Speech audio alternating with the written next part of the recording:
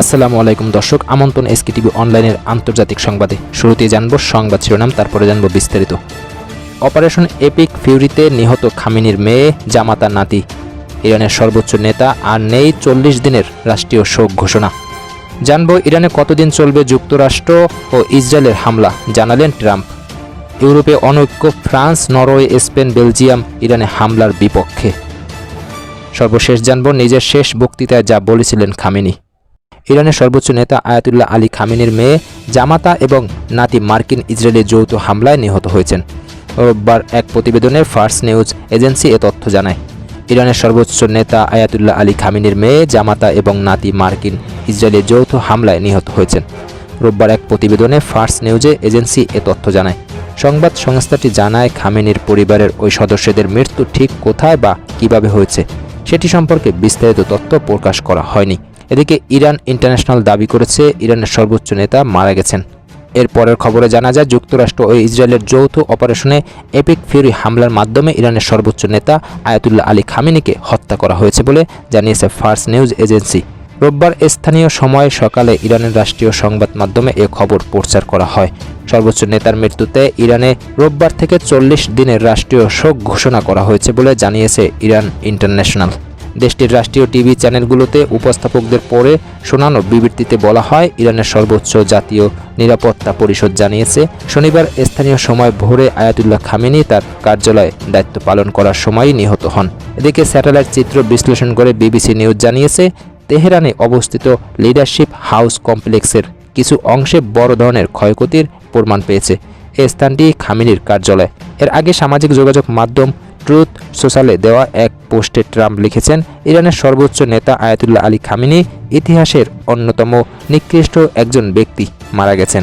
President Trump পোস্টে আরও লিখেছেন, ইতিহাসের অন্যতম নিকৃষ্ট ব্যক্তি খামেনি মারা গেছেন। খামেনি ও তার রক্তপিপাসু বাহিনীর হাতে নিহত বা মিউটিলিডের অসংখ্য আমেরিকান এবং বিশ্ববাসীর জন্য আজ সুবিচার প্রতিষ্ঠিত হলো। পোস্টে তিনি আরও বলেন, মার্কিন গোয়েন্দা সংস্থা এবং অত্যাধুনিক ট্র্যাকিং সিস্টেমের নজর এড়াতে পারেননি ইরানের সর্বোচ্চ নেতা। যুক্তরাষ্ট্র ও ইসরায়েলের সমন্বয়ে পরিচালিত এই অভিযানে খামেনি এবং তার সঙ্গে থাকা অন্যান্য শীর্ষ নেতারা পালানোর কোনো সুযোগ পাননি। ইরানি জনগণের জন্য এখন তাদের দেশ ফিরে পাওয়ার সুযোগ তৈরি হয়েছে। এছাড়াও পোস্টে ট্রাম্প দাবি করেছেন, ইরানের রেভলিউশনারি গার্ড কর্পস আইআরজিসি সেনাবাহিনী এবং পুলিশ বাহিনী অনেক সদস্যই আর যুদ্ধ করতে চাচ্ছে না, বরং তারা আমেরিকার কাছে দায় মুক্তির জন্য প্রার্থনা করছেন। তিনি বলেন, আমি গত রাতেই বলেছিলাম, এখন চাইলে তারা ইমিউনিটি পাবে, কিন্তু দেরি করলে কপালে নির্ঘাত মৃত্যু আছে। মার্কিন প্রেসিডেন্ট ডোনাল্ড ট্রাম্পের বরাত দিয়ে ব্রিটিশ সংবাদ সংস্থা রয়টার্স, সিএনএন এবং বিবিসি নিউজ একই সঙ্গে দাবি করেছে, মার্কিন ইসরায়েলি যৌথ হামলায় নিহত হয়েছেন আয়াতুল্লাহ আলী খামেনি। বহু জল্পনা কল্পনার পর অবশেষে নিশ্চিত হওয়া গেছে ইরানের সর্বোচ্চ ধর্মীয় নেতা আয়াতুল্লাহ আলী খামেনির মৃত্যুর খবর। গতকাল 28 ফেব্রুয়ারি সারাদিন ধরে খামেনির মৃত্যুর বিষয়টি অস্বীকার করলেও এবার আর তা ধামাচাপা দিয়ে রাখেনি ইরান সরকার।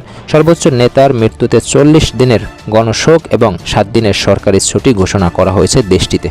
এদিকে খামেনির মৃত্যু হলেও ইরানে যুক্তরাষ্ট্রের মিশন শেষ হয়নি বলে ইঙ্গিত দিয়েছে দেশটির প্রেসিডেন্ট ডোনাল্ড ট্রাম্প।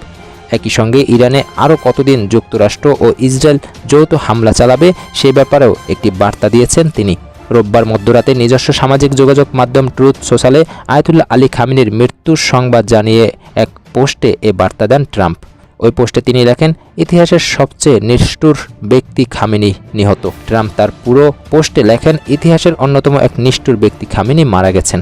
এদিকে ইউরোপ অনৈক্য, ফ্রান্স, নরওয়ে, স্পেন, বেলজিয়াম ইরানে হামলার বিপক্ষে। ইরানের উপর ইসরায়েল ও যুক্তরাষ্ট্রের হামলার জেরে ইউরোপে অনৈক্য সৃষ্টি হয়েছে। ইউরোপের বেশিরভাগ দেশ আদতে ইসরায়েল ও যুক্তরাষ্ট্রের পক্ষ থাকলেও বিরুদ্ধে অবস্থান নিয়েছে ফ্রান্স, নরওয়ে, স্পেন ও বেলজিয়াম। হামলার সমালোচনা করে কূটনৈতিক সমাধানের আহ্বান জানিয়েছেন দেশগুলো। নরওয়ের পররাষ্ট্রমন্ত্রী স্পেন ব্যর্থ বলেছেন, ইসরায়েল হামলাটিকে প্রতিরোধমূলক বলে দাবি করলেও এটি আন্তর্জাতিক আইনের সঙ্গে সামঞ্জস্যপূর্ণ নয়। তার মতে, প্রতিরোধমূলক হামলার ক্ষেত্রে অবিলম্বে আসন্ন হুমকি থাকা আবশ্যক। বেলজিয়ামের পররাষ্ট্রমন্ত্রী ম্যাক্সিম প্রিবেট বলেছেন, ইরানি জনগণকে তাদের সরকারের পছন্দের মূল্য দিতে হবে না। তিনি দুঃখ প্রকাশ করে বলেন, কূটনৈতিক প্রচেষ্টা আগে থেকেই আলোচনার মাধ্যমে সমাধানের দিকে নিয়ে যেতে পারেনি। এদিকে যুক্তরাষ্ট্র ও ইসরায়েলের হামলাকে একতরফা সামরিক পদক্ষেপ আখ্যা দিয়ে তীব্র সমালোচনা করেছেন স্পেনের প্রধানমন্ত্রী পেদ্রো সানচেজ। তিনি যুক্তরাষ্ট্র ও ইসরায়েলের একতরফা সামরিক পদক্ষেপ প্রত্যাখ্যান করেছেন। স্পেনের প্রধানমন্ত্রী বলেন, এই পদক্ষেপগুলো পরিস্থিতির অবনতি ঘটাচ্ছে এবং একটি আরও নিশ্চিত ও প্রতিকূল আন্তর্জাতিক ব্যবস্থা তৈরিতে ভূমিকা রাখছে। তিনি বলেন, আমরা অবিলম্বে উত্তেজনা প্রমোশন এবং আন্তর্জাতিক আইনের প্রতি পূর্ণ শ্রদ্ধার দাবি জানাচ্ছি। অন্যদিকে ইরানের উপর যুক্তরাষ্ট্র ইসরায়েলের হামলা ও ইরানকে ঘিরে যুদ্ধ পরিস্থিতি নিয়ে গভীর উদ্বেগ প্রকাশ করেছেন ফ্রান্সের প্রেসিডেন্ট ইমানুয়েল ম্যাক্রো। তিনি সতর্ক করে বলেছেন, এ ধরনের সংঘাত আন্তর্জাতিক শান্তি ও নিরাপত্তার জন্য মারাত্মক পরিণতি বয়ে আনবে। ফ্রান্সের প্রেসিডেন্ট বলেন, বর্তমান উত্তেজনা সকলের জন্য বিপজ্জনক, এটি বন্ধ করতে হবে। তিনি জোর দিয়ে বলেন, ক্রমবর্ধমান পরিস্থিতি নিয়ন্ত্রণে আনা এখন সময়ের দাবি। সূত্র আল জাজিরার। দর্শক, এখন জানব নিজের শেষ বক্তৃতায় যা বলেছিলেন খামেনি। ইরানের সর্বোচ্চ ধর্মীয় নেতা আয়াতুল্লাহ আলী খামেনি ইসরায়েল ও যুক্তরাষ্ট্রের যৌথ হামলায় নিহত হয়েছেন। আজ রোববার বাংলাদেশ সময় ভোরে বিষয়টি জানিয়েছে ইরান। মৃত্যুর 11 দিন আগে সবশেষবারের মতো তিনি জনসম্মুখে বক্তৃতা দিয়েছিলেন। সেখানে তিনি প্রতিরোধক অস্ত্রের প্রয়োজনীয়তা তুলে ধরেছিলেন। জেনেভায় যখন ওয়াশিংটন ও তেহরানের পরোক্ষ আলোচনা শুরু হয়েছিল, তখন তিনি এই বক্তৃতা দিয়েছিলেন। তিনি বলেছিলেন, আমাদের প্রতিরোধক অস্ত্র থাকতেই হবে। যদি কোনো দেশের কাছে তা না থাকে, তাহলে এটা তার শত্রুদের পায়ের তলায় মিশে যেতে বাধ্য হয়। প্রতিরোধক অস্ত্র আমাদের দেশের জন্য অতি জরুরি একটি বিষয়। আমেরিকানরা কোনো কারণ ছাড়াই এখানে নাক গলাচ্ছে। তারা বলে, তোমার এমন ধরনের মিসাইল থাকতে হবে, তোমার রেঞ্জ এতটুকুই হতে পারবে, এর চেয়ে বেশি নয়। এর মানে কি? তাতে তোমাদের সমস্যা কোথায়? এই ব্যাপারটা তো ইরানি জাতির। যুক্তরাষ্ট্রকে সেদিন তিনি কঠোর হুঁশিয়ারিও দিয়েছিলেন। তিনি যোগ করেন, তাদের কাছে মনে হচ্ছে যুক্তরাষ্ট্রের প্রেসিডেন্টও বলছেন, যুক্তরাষ্ট্রের সেনাবাহিনী বিশ্বের সবচেয়ে শক্তিশালী সেনাবাহিনী।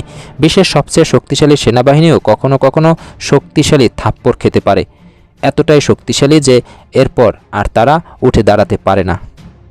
দর্শক, এই ছিল আন্তর্জাতিক সর্বশেষ আপডেট। পরের আপডেট পেতে আমাদের চ্যানেলটি এক্ষুনি সাবস্ক্রাইব করুন।